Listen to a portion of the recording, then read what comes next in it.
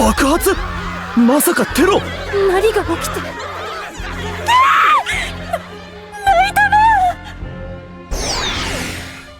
ナイトメアだ！逃げろ！早く！今時ナイトメアだと？ようやく尻尾を掴んだわよ、ニコラス・ブチ。いえ、ギュスターブ・トゥナン元公爵。どうして私の本名を？女！何者だ！私が何者かなんてどうでもいいでしょ。重要なのはあなたが3年前に持ち逃げしたもののありか。何のことだ？とぼけたってダメ。私はずっと探していたの。あのマドリードの夜からずっと人々の平和を脅かす女神の光を。知らん！さっさと言った方があなたのためよ、トゥナン元公爵。さっきのシャンパンタワーみたいに蒸発したくないでしょ。わかった。何でも話すから命を助けてくれ。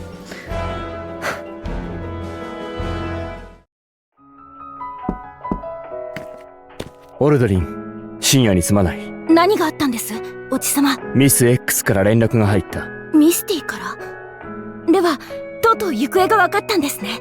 ああ、しかも今回は3発ものフレイヤのありかが分かったらしい。分かりました。すぐに行きます。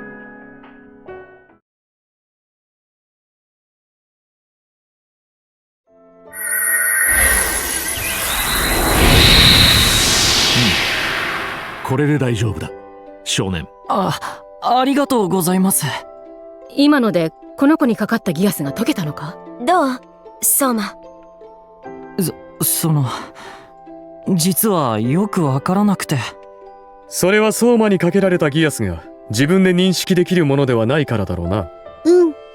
私がジェリーに解いてもらった時は、亡くなっていたと思っていた記憶がブワッと溢れてきた。なるほどな。いや、すまない。疑ったわけではないのだが、どうもギアスというものにまだ慣れていなくてな。無理もない。私もこの体にならなければ信じられなかっただろう。しかしジェレミアさんがこんな力を持っていたとは知りませんでした。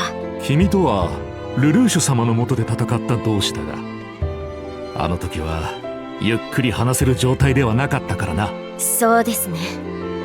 私は復讐のことしか頭になかったから。復讐？いや、なんでもないよ。ジェレミアさんのおかげで相馬にかけられたギアスは解けた。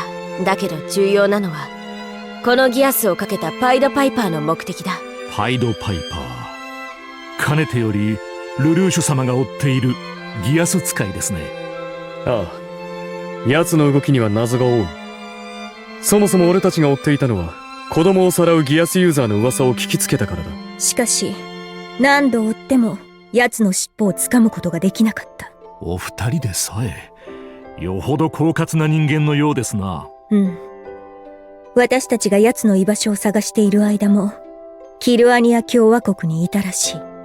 私たちが別の事件で訪れたキルアニアでフレイヤを手に入れたようなんです。フレイヤを？ああ、しかもそのフレイヤは奴と共に消息不明だ。それでディゼル卿たちもパイドパイパーを追っているというわけか。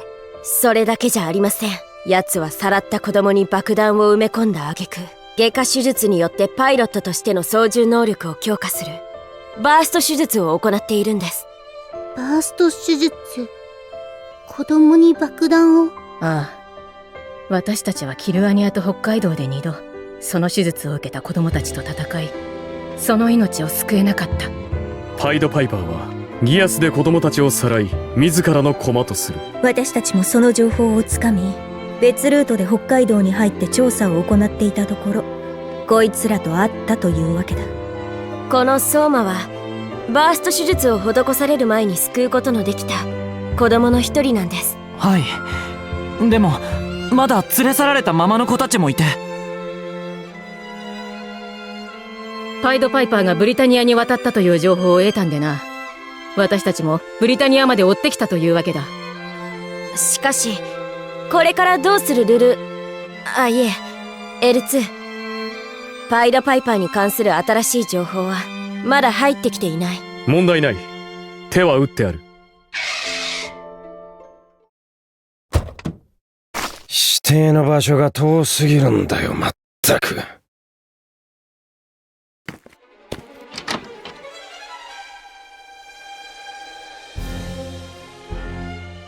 お待たせしました、元教主様。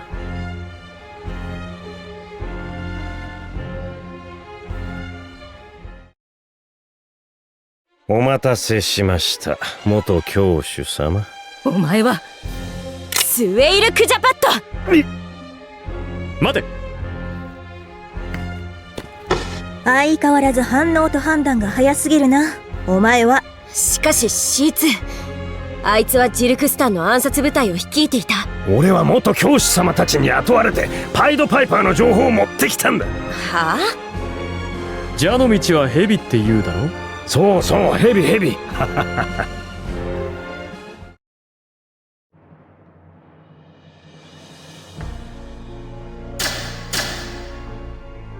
ほう、これがリューネベルクで独自開発したという。 RPI-22 はカムでスタンリー・フォン・ブラウン設計の新フレームを採用した独自開発機体だ。旧帝国のナイトメアとは設計思想が異なり、脱出機構を排している。その理由を聞いても？設計時のコンポーネントとして大出力ドライブを搭載するためだ。なるほど、かの地での運用を花から織り込んでいるわけですか。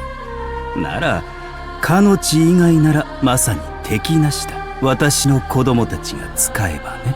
その子供たち、バースト・チルドレンと言ったか。彼らは大丈夫ですよ。私は約束を守る人間です。ほら。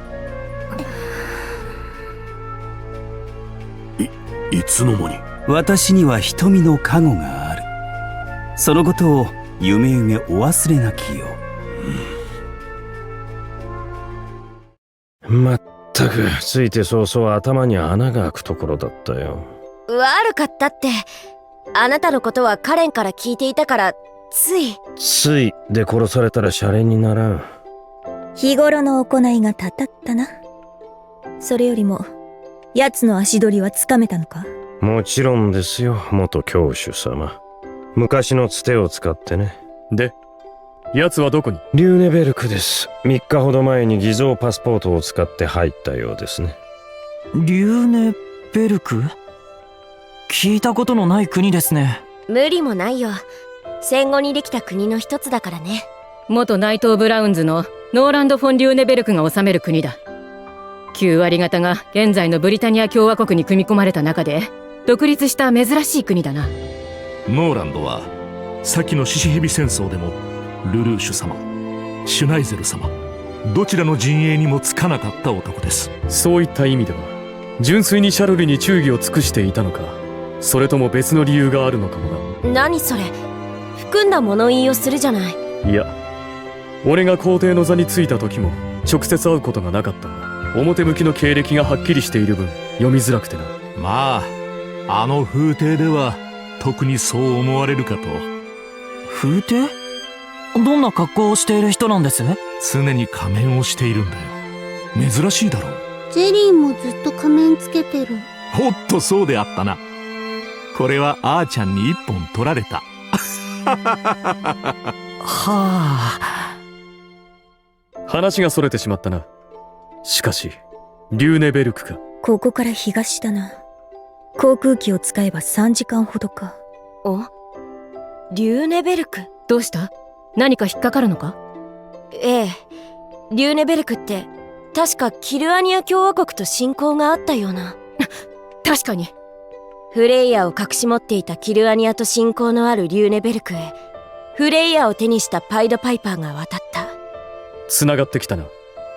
何か嫌な予感がする。クジャパッドは引き続きパイドパイパーの素性を追ってくれ。仰せのままに。ジェレミア、今回も世話になったな。また何かの折には力を貸してほしい。主のためならばもちろんなのですが。ついていかなくていい？今のところはな。大人数で行って目立つのは避けたい。わかった。よし。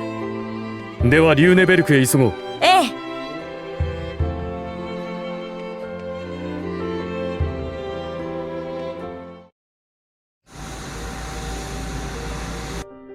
間もなくハワイの黒の騎士団本部に到着します。了解。着いたらすぐに趙河州国本部へと移動します。車の手配をお願い。わかりました。オルタリン、おじさま、趙河州国へはすでに議会の招集を始めてもらっている。しかし急な要請のため大半の代表がリモートでの参加になる見込みだ。わかりました。でも今回の件は急を要します。一刻も早くこの事態を伝え、各代表には迅速な判断をしてもらわねばなりません。世界はそれほど危うい状態に直面しています。私たちには見えないところで。今回の件、万が一ということもあるな。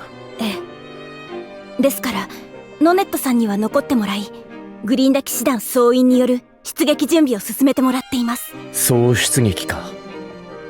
そうならないことを祈るばかりだな。本当に。あれから3年、世界の人々は平和を望み実現してきたというのに、こんな。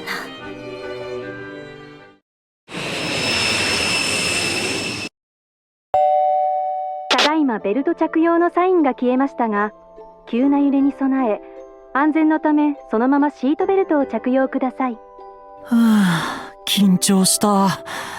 まだ飛行機には慣れない？はい。日本から出るのも初めてだったので。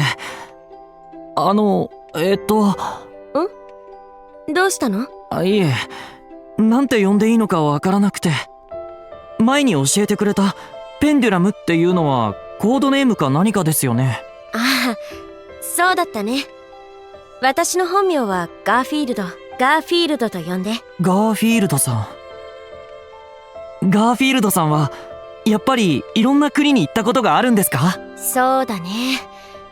思えばいろんな国に行ったかな。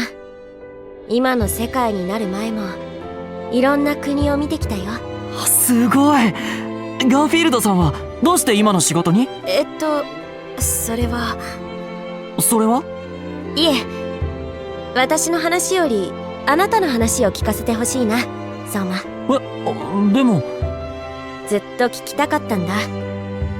あなたは数日前に知り合ったフライデーという子のためにここまで来た。それこそ日本を飛び出して苦手な飛行機に乗ってまで、どうしてそこまでできるのかって。それはガーフィールドさんは俺が孤児だってことを知ってますよね？ええ。あなたを同行させるにあたって黒富士に連絡した際、東堂さんから聞いたよ。12年前の侵攻の際にご両親を亡くしているって。はい。俺自身は両親の顔も覚えていないんですが、周りの人が教えてくれたんです。俺の両親のおかげで助かった。俺のことも最後まで守っていたんだって。立派なご両親だったんだね。ありがとうございます。その両親の影響もあるのかもしれません。あとは俺がこの花平和記念学校の出身だからっていうのもあると思います。あなたはこの花の出身だったんだ。そういえばナナリーが卒業生で黒富士に入学した子もいるって言っていたっけ？ガーフィールドさん、ナナリーさんのお知り合いなんですか？まあね。今でも覚えています。この花の落成式の日、ナナリーさんが言ってくれたこと。もし何かにくじけそうになった時は周りを見てほしい。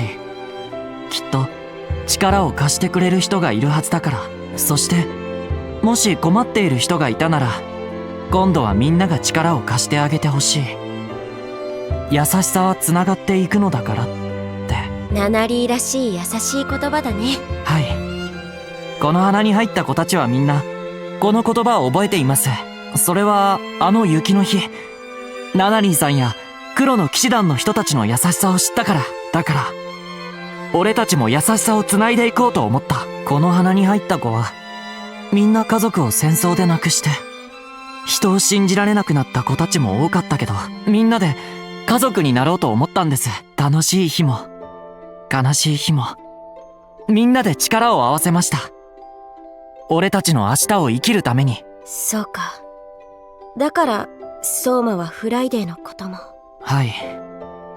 孤児院やこの花で一緒だった年下の子たちを思い出してしまって、ついで行動できる。それはきっと相馬のいいところなんだと思う。そうなんでしょうか。きっとね。ガーフィールドさんって優しい人なんですね。俺のわがままを聞いてくれたり、こんな風に気にかけてくれて。優しいか。そうあれるといいとは思っているけどね。いや、それよりもリューネベルクまではすぐ。支度は済ませておいてね。はい。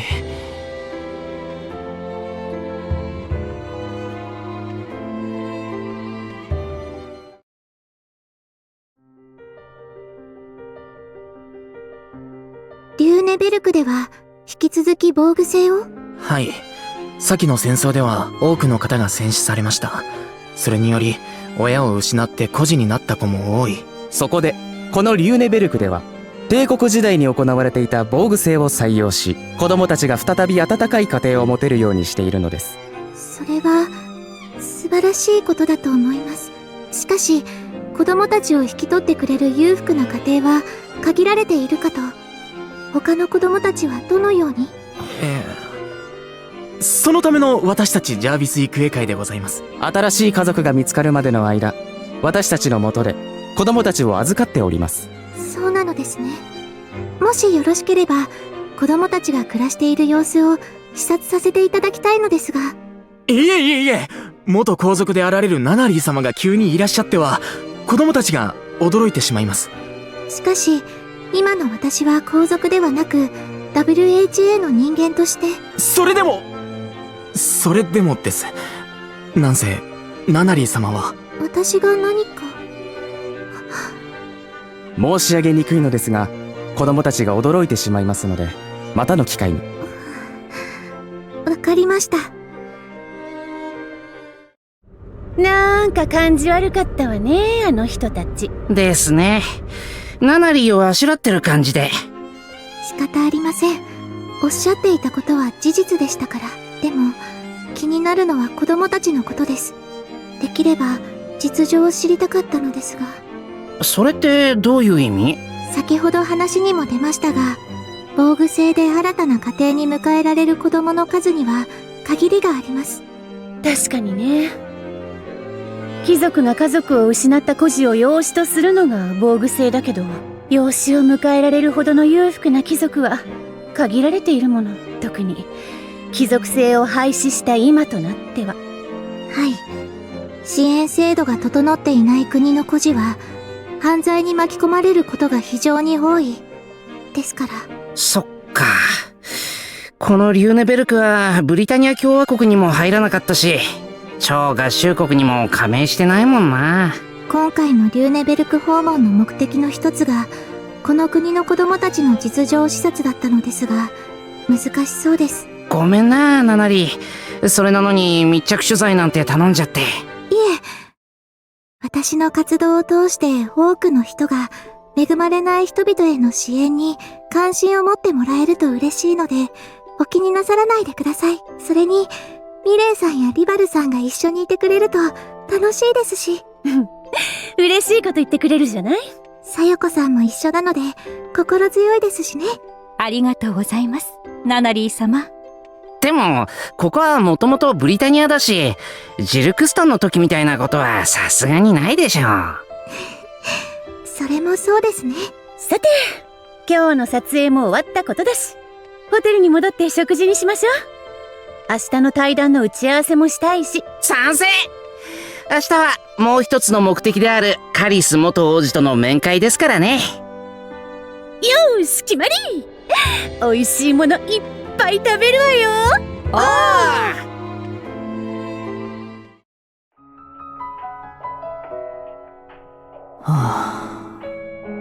どうした？飛行機に酔ったのか？いえ、そうじゃないんですが。あいつと何かあったのか？いえ、逆です。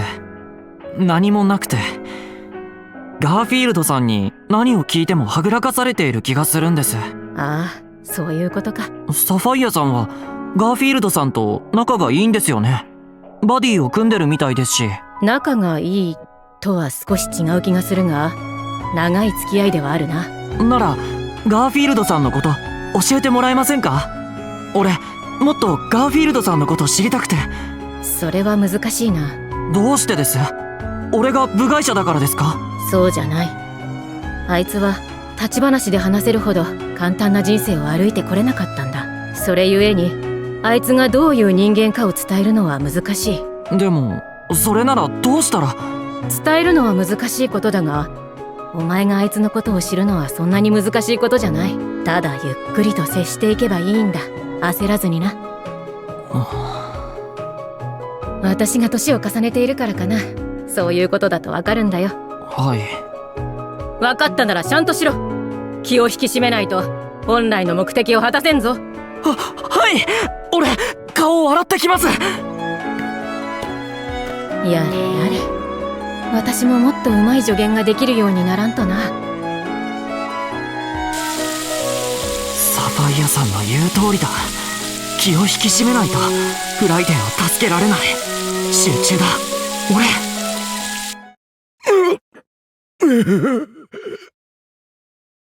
おじいさんどうしました？胸がおじいさんしっかりして。すぐに誰か呼ぶから。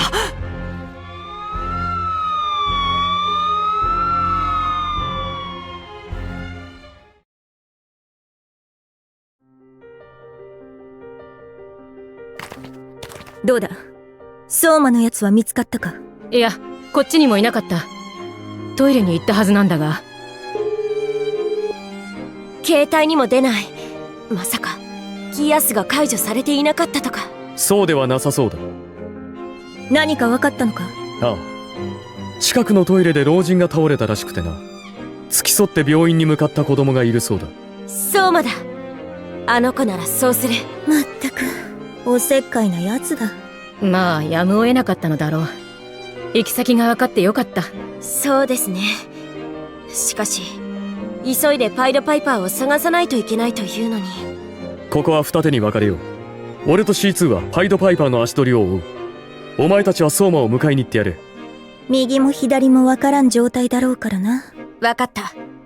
相馬を見つけ次第私たちも調査に入る。おじいさんが助かったのは良かったけど、また後先考えずに俺は。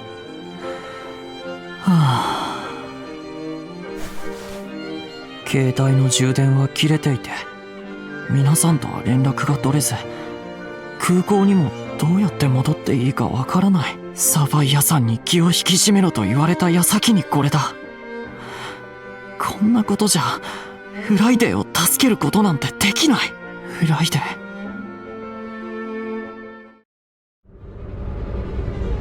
来たみたい。横浜からの船便経由だと結構かかるもんだな。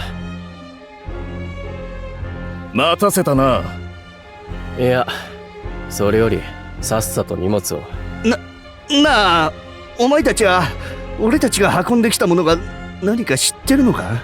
ああ？なんでそんなことを聞く？いいから。知ってるよ。でもあんたたちには関係ない。ほら、このガキどもも知ってるんだ。確かめてよかったろ？もしかして中を見たの？ああ、これって爆弾かミサイルだろ。何が言いたい？わかるだろう。このことを警察や黒の騎士団にチクりゃお前たちは終わりだ。金なら十分に払っているはずだが。それはここまでの運送料だ。こんな危ねえもん運ばせたんだ。危険手当ももらわないとな。はあ、これだから大人ってのは。え？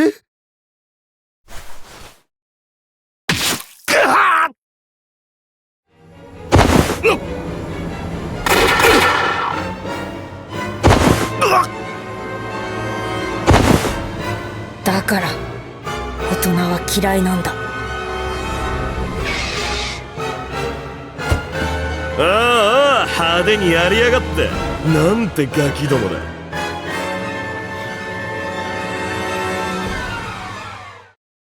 空港に戻るにはこっちだって聞いたけど、俺皆さんのところに戻らない方がいいのかな。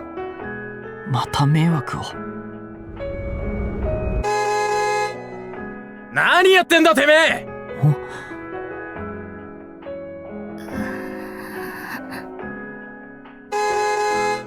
聞こえねえのかガキ。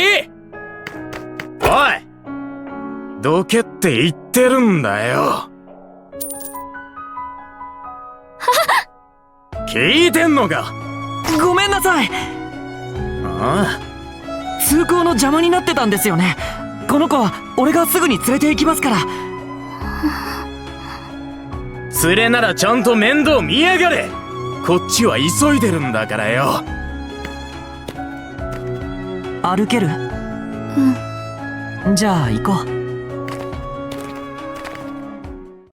大丈夫かい？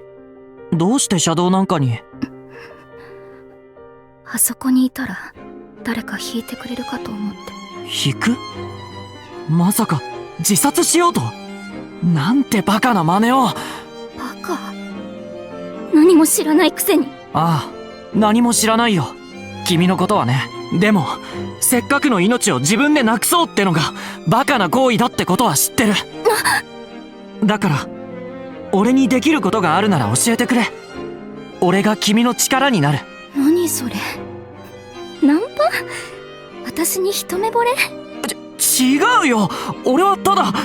ごめん、冗談。あなたってきっと真面目でいい人なのね。私はサーシャ。あなたは？俺は相馬、櫛名田相馬。相馬、素敵な響きね。外国の人？うん、日本から。あ、そういえばこれさっき拾ったんだ。これサーシャのだろ？私のネックレス。ありがとう、相馬。これママの形見なの。形見？じゃあサーシャもお母さんも？もってことは相馬も？うん、戦争で両親ともね。じゃあ私と一緒だ。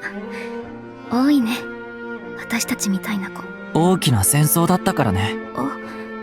留め具が壊れてる。見せて。大丈夫、これならすぐに直せるよ。ほら。すごい、ありがとう相馬。うん、ついでにつけるから髪あげて。うん、じゃあお願い。傷。サーシャ、君はバーストチルドレンなのか？どうして相馬がそれを？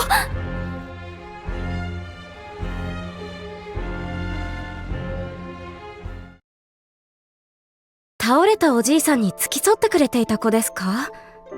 はい、確かに日本人の男の子でした。あの子のおかげで早くに処置ができたんです。おじいさんも一命を取り留めて。それは良かったです。で、その子は今どちらに？あら？そういえばどこに行ったのかしら。もしかして相馬のやつ？そっか、日本でそんなことがあったんだ。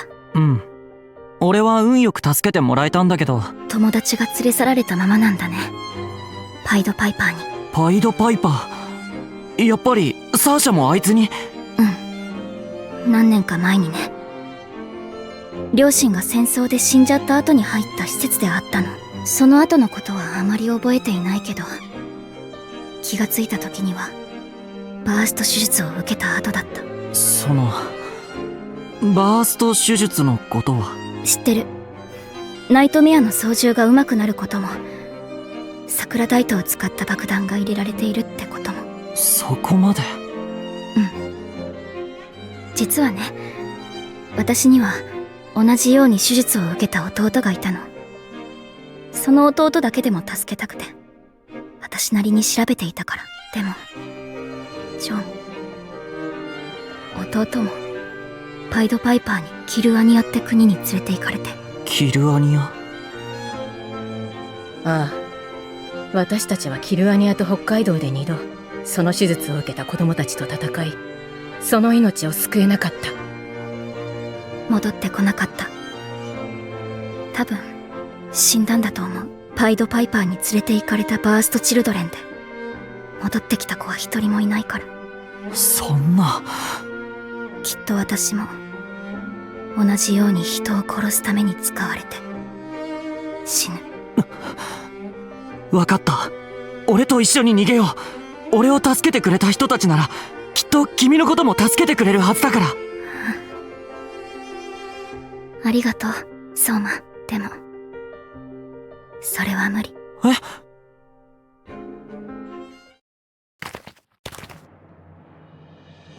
い、クリストフのおっさん、ガキどもを連れてきてやったぜ。ようやっと着いたか。しかしこのガキども参ったぜ。ブツを運んできた奴らを皆殺しにしてやがった。死体の後始末はお手の物だろうぐらいよ。それよりガキどもなんてめったな口の利き方をするもんじゃない。こちらの方は黒の王となる由緒正しい血統を持つ方なんだからな。こいつがシュバルスキングにして黒の王よ。フレイヤは確かに。そのトレーラーの中。シザーマン卿、こちらを。確かにフレイヤです。ほう、4年前に東京疎開で使われた試作型の残りか。これで現存するフレイヤ5発のうち4発が揃ったか。それじゃああと1発あるってことか。そいつも手に入れねえとな。いや、そっちは気にする必要はない。マシュー・ブラキストンって若造が持ってるのはこっちでも把握しているからな。ノーランド様が気にしてねえなら大丈夫か。そういうこった。で、俺たちはきっちりと依頼をこなしたと思うんだが。わかっている。これでお前さんたちの地位も安泰だ。楽しくなってきやがった。なあ、フライデー。フライデー？なんでもない。これで相馬がいてくれたら。無理ってどうして？私ね、今日パイドパイパーから逃げ出したの。自分が人殺しの道具になるのが嫌で。ナイトメアのパイロットとして使われるから。それだけじゃない。私たちは死ぬ時まで人を殺す道具になる。爆弾のことを言ってるの？この首に入れられた爆弾はね、ある言葉がキーワードになって爆発するの。その言葉を口にした途端爆発してしまう。私自身が危険な存在だから逃げようとした。そして死のうと思った。聞かれたくらいなら爆発はしないから。でも無理だった。何度離れようとしても無意識にここに戻ってきてしまう。このカイゼルブルク宮殿に。無意識に？それってパイドパイパーのギアスとかいう。さよなら、相馬。あなたはパイドパイパーに近づいちゃダメ。けど私のことは忘れて。いたぞ、あの子だ。衛兵に見つかったらあなたのことがパイドパイパーにまで伝わる。早く行って早く。くそーくそー。ありがとう、相馬。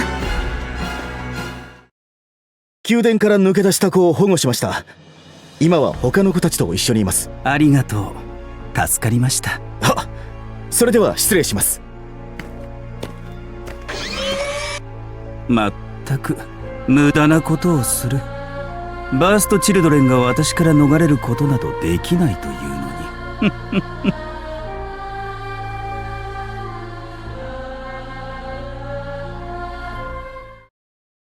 ここが例の仮面の男がいるカイゼルブルク宮殿か。ああ、元ナイト・オブ・ファイブのノーランド・フォン・リューネベルク、パイドパイパーが接触を図るとするならあの男だろう。超合衆国にもブリタニア共和国にも参加していない国だ。確かに怪しいが。仮にこのリューネベルクが交渉相手だったとしても動機がわからん。ああ、周りはブリタニア共和国に囲まれているし、超合衆国からの睨みが効いている。なんならグリンダ騎士団の本拠地からも近い。クーデターを起こすとは考えづらいな。とすると他国への牽制か外交を有利に進めるためか。いや、この線も薄いな。いくらフレイヤが強力な兵器だったとしても所詮は戦術兵器。所有していることが知られただけでも外交どころではない。世界のほとんどが超合衆国に加盟しているからな。非難され貿易が途絶えてしまったならすぐに国民が飢えてしまうだろう。そうなるだろうな。ではパイドパイパーがこのリューネベルクに入ったのはフレイヤ絡み以外の目的か。今の時点では分からん。もう少し情報が必要だ。あいつからだ。ああ、俺だ。何？相馬が病院から立ち去ってまだ見つかっていない？分かった。俺たちも合流して。待て、ヘルズ。その必要はなさそうだ。ほら、あそこ。もしもし、相馬を見つけた。ホテルで合流しよう。相馬！ガーフィールドさん。あなたね。すみませんでした。まあ落ち着け。相馬もいろいろあったみたいなんだ。いろいろ？実は。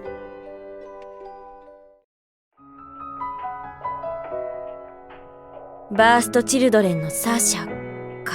亡くなった弟の名がジョンということは。ええ。私たちがキルアニアで戦ったあのジョンという子で間違いないと思います。あの子のお姉さんまで。おい。分かっている。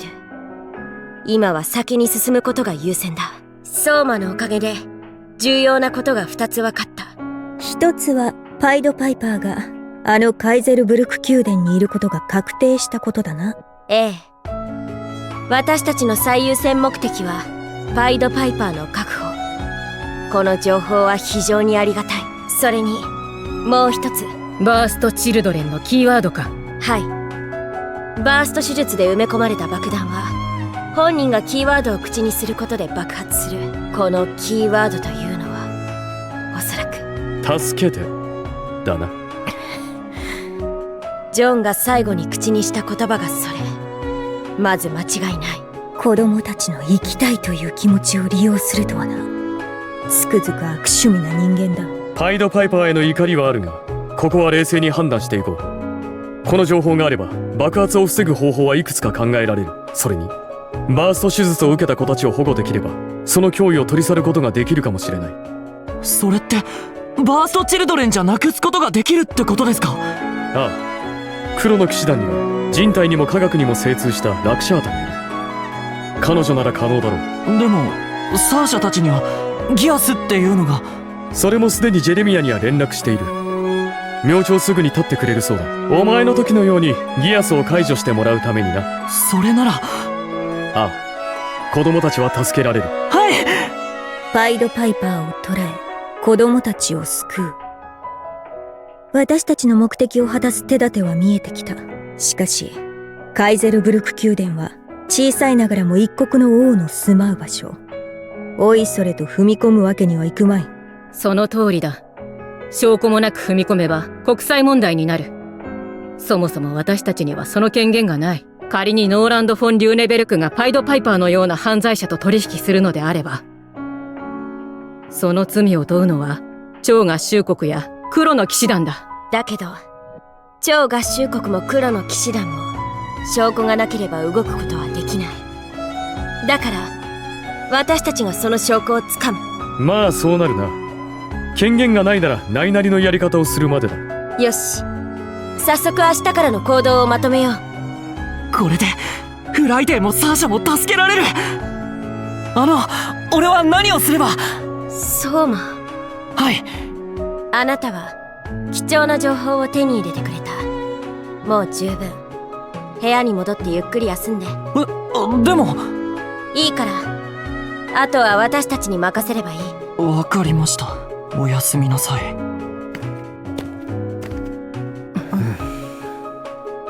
なあ、相馬に対して少し冷たくないか？そうかもしれません。ですが、今の私には他にどう接していいのか分かりません。いや、少し優しくするだけでもいいじゃないか。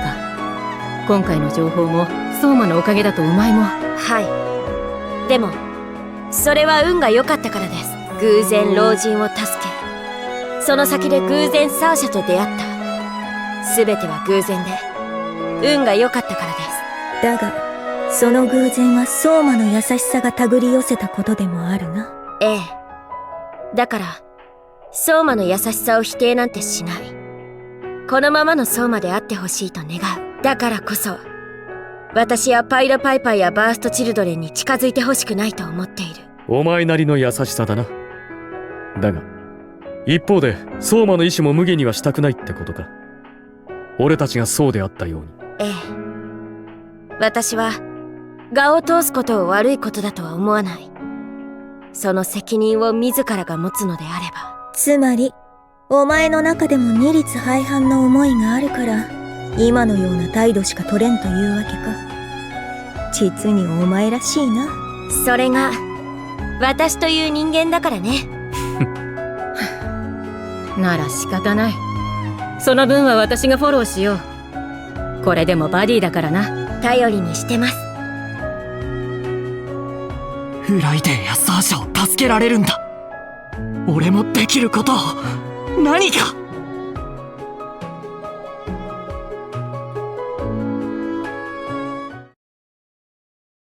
ここカイゼルブルク宮殿はリューネベルクの首都クリスフォートにある宮殿。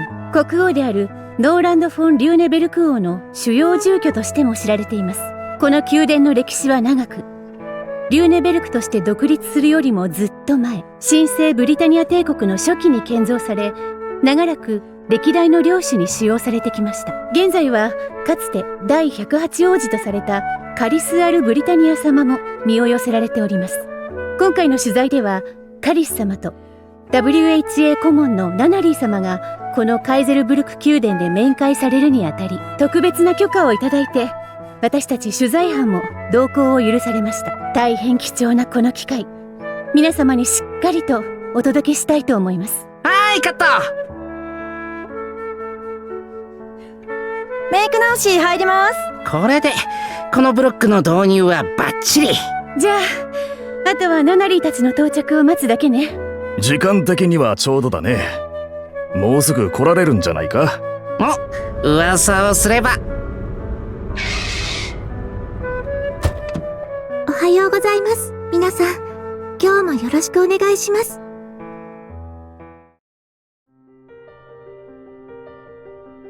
超合衆国各代表の方々、そしてゼロには急な要請にもかかわらずこうしてお集まりいただいたことに感謝いたします。急な参謀会議の招集など何があったというのですか、ジボン団長。ようやく見つかったのです。残り5発のうち3発ものフレイヤが。フレイヤが3発も。以前の参謀会議で報告した通り、残るフレイヤは5発。この3年間私たちグリンダ騎士団は黒の騎士団と連携して捜索してきましたが、その行方をつかむことはできませんでした。ところが数週間前、別件の捜査線上にニコラス・ブチという男が浮かび上がります。シーレ・サンパルドに身を隠していたこの男、正体はギュスターブ・トゥナン元公爵という貴族でした。トゥナン公爵、確か大貴族連合に所属していた貴族で、獅子蛇戦争の際には消息不明になっていたと記憶しているが。そうです、ゼロ。彼は獅子蛇戦争でどちらのブリタニアが勝っても自分の利になるように動いていたのです。それで3発ものフレイヤを隠し持っていたのか。ええ、実際には交渉の材料にさえしていなかったようです。待ってください。交渉の材料にもせずに隠し持っていたフレイヤの存在が明るみに出たということは、何か動きがあったからなのでは。おっしゃる通りです。ムベウレニ議長、今回フレイヤがある国に持ち込まれたことでその存在が明らかにされました。その国とはリューネベルクです。お待ちしておりました、ナナリー様。これはグーデリアン首相。わざわざお出迎えいただけるなんて恐縮です。いいえ、いくら神聖ブリタニア帝国がなくなったとはいえ、皇族であられたナナリー様に無作法なことはできません。お気遣いいただきありがとうございます。ではどうぞこちらへ。奥の間でカリス様がお待ちです。取材の方々もご一緒に。いくらなんでも緊張しすぎよ。だって俺こんなところ来たの初めてで、元とはいえ皇族とお会いするのだって。それを言ったらナナリーだって元皇族じゃない。あら、それもそっか。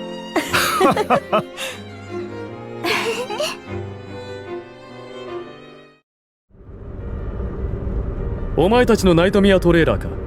よくこんなもの持ち込めたな。これもいざ酔いの特権だよ。かぐや様がシュナイゼル様に話をつけてブリタニア共和国経由で入れてくれたんだ。ナイトメアのあるなしは作戦に大きく関わってくるからね。かぐやにはいつか礼を言わないとな。早めの方がいいんじゃないか。お前は何度もかぐやを騙しているからな。それは怖そうだ。その時は一緒についていってあげるよ。何の力にもなれないだろうけど。お前な。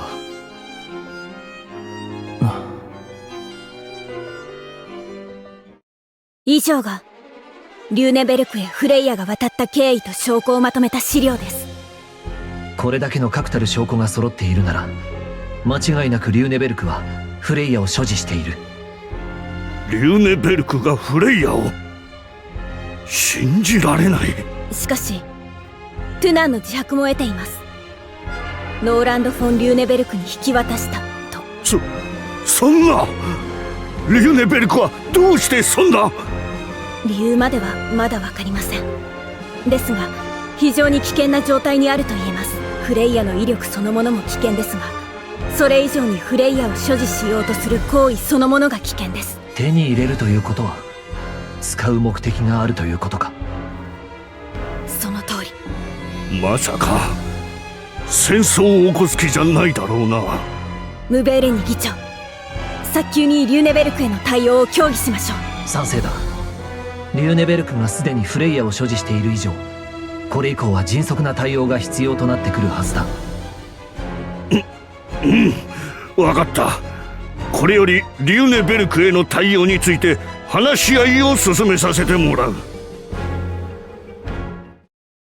まさかナナリー姉様と会えるなんてすごく嬉しいです。私も嬉しいわ、カリス。今日は招待してくれてありがとう。実はナナリー姉様にお願いがあって、だから直接会いたかったんだ。私にお願い？何かしら？ナナリー姉様は今のブリタニアのことをどう思う？どうって、シュナイゼルお兄様が大統領になって素晴らしい国に生まれ変わっていると思う。国土の大きさを利用して。そうじゃなくて、帝国に戻った方がいいと思わない？帝国に？カリスは戻った方がいいと思っているの？僕のことはいいから。そうね。今は一概にどうとは言えない。まだ戦争が終わったばかり。みんなどうやったら平和な世界になるのか、安心して暮らせるのかを探している最中だもの。だったらナナリー姉様が皇帝になれば平和な世界にできるよ。だって姉様は平和の象徴だって言われているんでしょ。ごめんなさいカリス。私は皇帝にならない。私がそうなってはみんなで築く平和にはならないだろうから。だから。そんな。カリス？姉様に断られたら僕がやらなきゃいけないってノーランドが。カリスが皇帝に？それはどういう？残念でしたね、カリス様。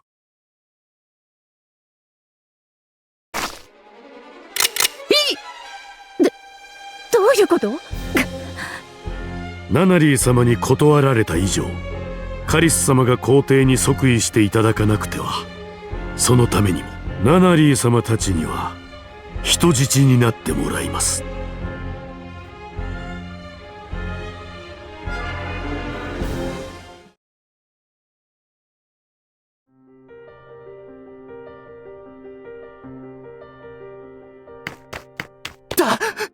ますどうしたんだ？議会の最中だぞ。リューネベルクが超合衆国に対して宣戦布告しました。私はリューネベルク国王ノーランド・フォン・リューネベルクである。先日我が同盟国であるキルアニア共和国が黒の騎士団による軍事侵攻を受け壊滅状態に陥った。全ては超合衆国の指示によるもの。このようなこと断じて許せるものではない。よって私はここに超合衆国へ宣戦布告する。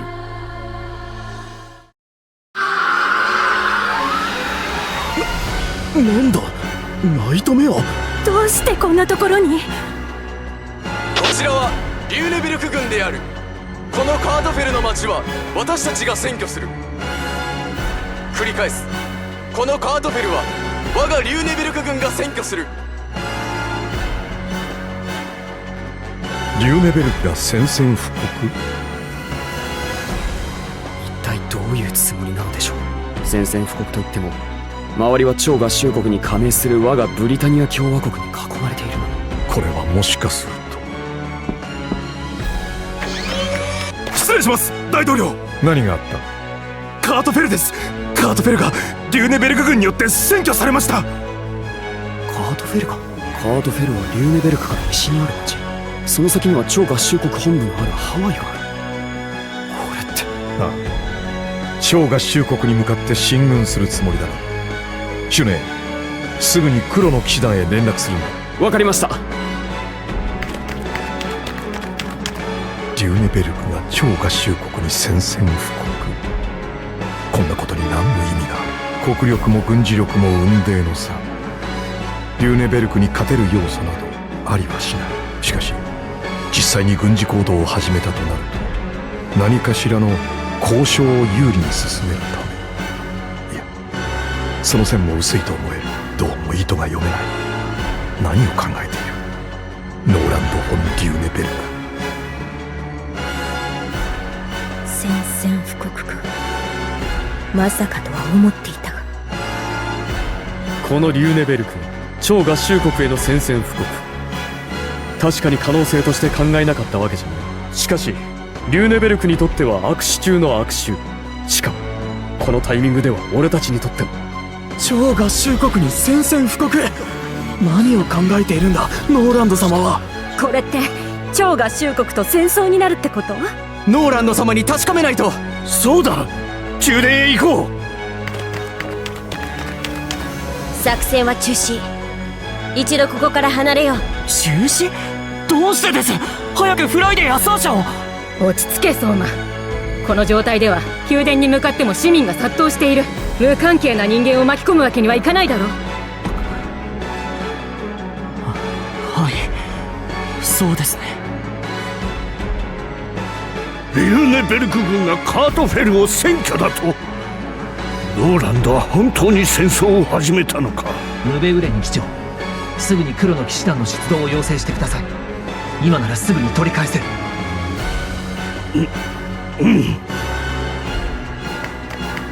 議長、大変です。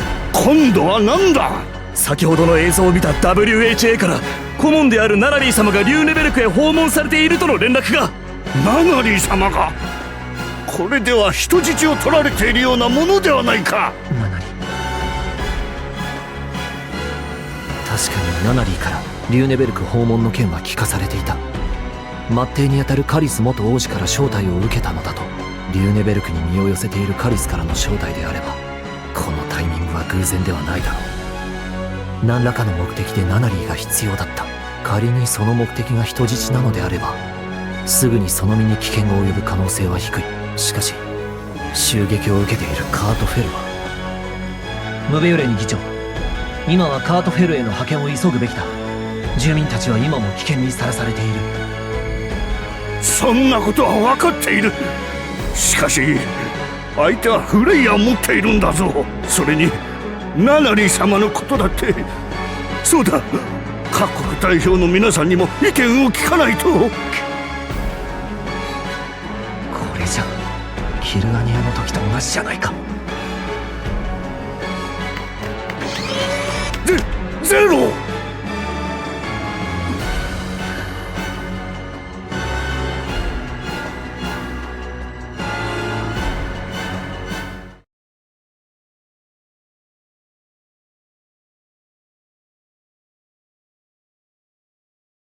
はい。リューネベルクが宣戦布告した映像は確認しました。ナナリー様がリューネベルクに？わかりました。こちらでもリューネベルクに入っているエージェントがいます。連携して事態の収束を図りましょう。では、ノーランド・フォン・リューネベルク、何を考えている？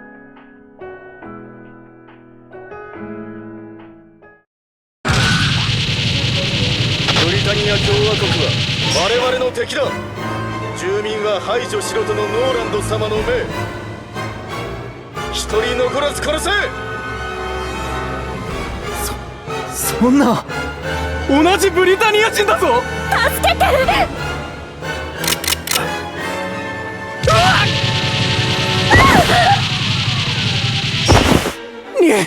逃げろ！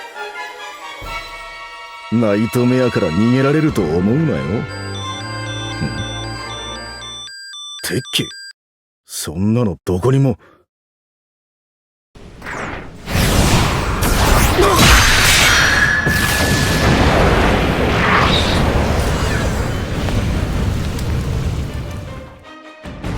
一方的に人を殺すなどと。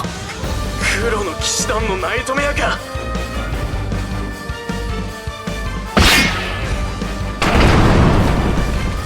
許しはしない。あの胸のマークは黒の騎士団。黒の騎士団が助けに来てくれた。何？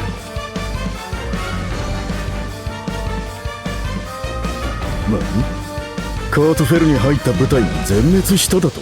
おそらく黒の騎士団かと。黒の騎士団の部隊の接近など感知していないぞ。しかし現にどの部隊とも連絡が取れません。やむを得ん。グーデリアン卿から預かった例の部隊を投入しろ。実戦で使えるのですか？触れ込み通りならな。とにかく出せ。イエス、マイロード。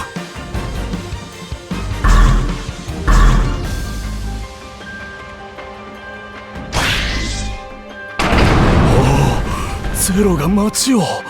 しかし大丈夫でしょうか。これがリューネベルクを刺激することになるのでは。ゼロ！なんて勝手な真似を。ジボン団長、あなたもゼロに。ジボン団長。これで避難までの時間は稼げたはずだ。新手か？見たことのない機体。リューネベルクが独自開発していたのか。街中でそんなもの。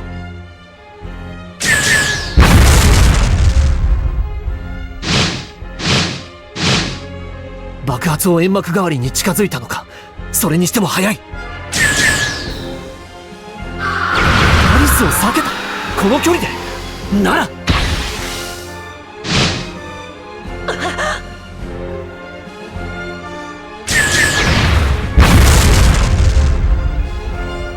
やっと一気。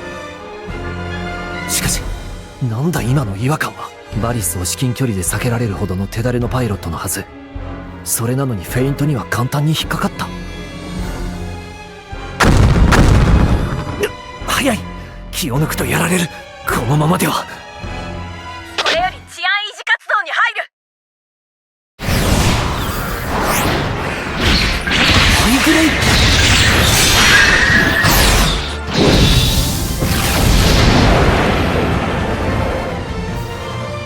前期に通達。我らグリンダ騎士団は何としてでもカートフェルを守る。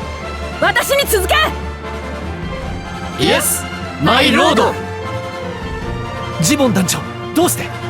これは私が無断で行ったこと。君たちまで責を問われることになるぞ。いいえ、それは違うわゼロ。私たちグリンダ騎士団の役目は超合衆国と黒の騎士団の相互監視。ゼロの単独行動を監視するために追ってきたらカートフェルの町が襲われていた。だったら戦うしかないでしょ。まっすぐな君も詭弁を使ったりするんだな。たまにはね。だって私たちは最も優先すべきことを知っている。そうでしょゼロ。ああ、カートフェルの人々を守るんだ。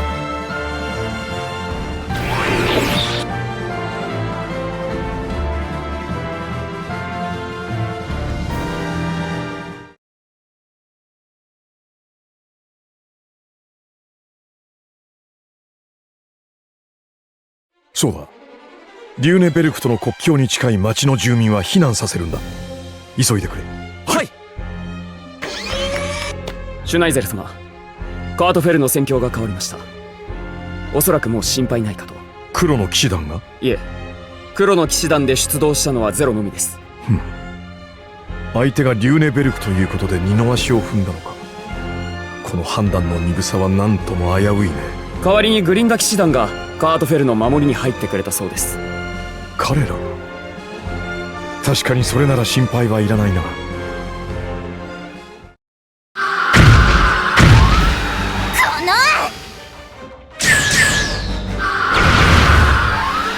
超反応で避けた？ソキア、奴らは速い。ここはコンビネーションで行こう。パターンはダックシューティングだ。オーキードーキー ACO ハーケンマルチロック。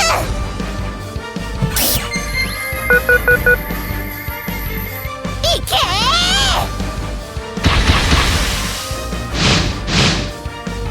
デュアルアームズセット。ファイヤー。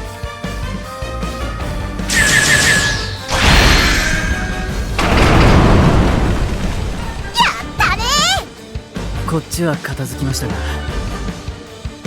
くわっ！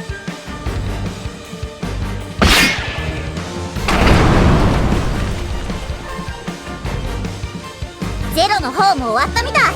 では残るはオズたちだけですね。ネバーランド隊全滅。使えんではないか。なんだ、敵接近。飛行型ナイトメアが2機。ユグ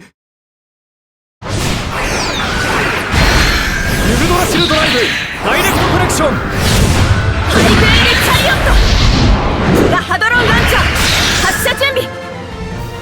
いつでも行けるよオズ。照準はこちらに。発射。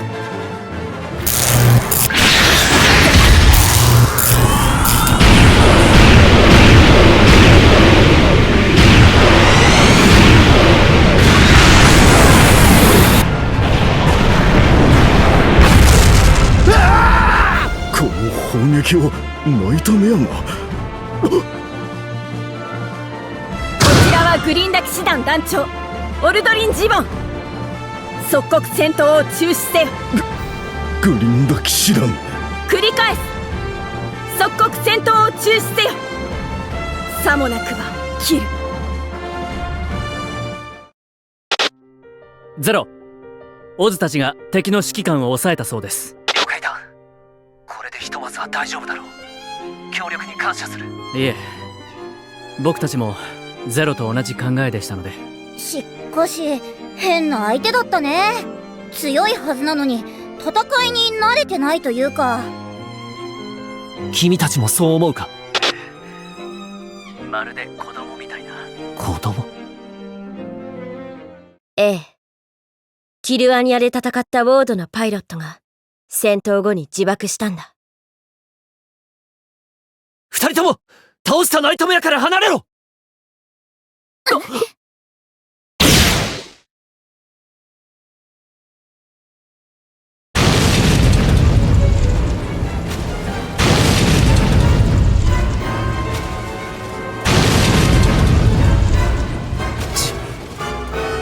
自爆。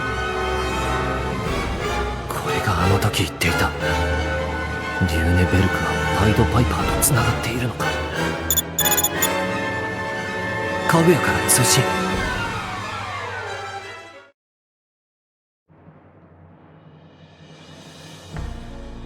ナナリー様はこのカイゼルブルク宮殿に捕らえております。いかようにでも。分かった。サジは任せる。イエスマイロード。残るは大丈夫ですよ。きっちり仕事はこなしてみせますのでね。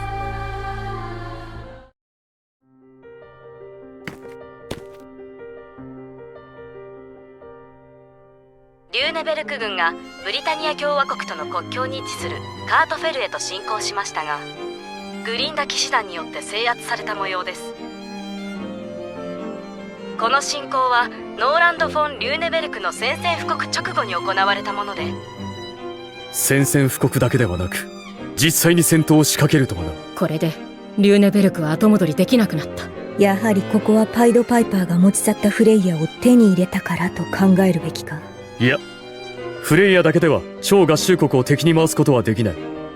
おそらく別の何かが。少し待って。ゼロから連絡だ。スザクから？はい、私。なんですって。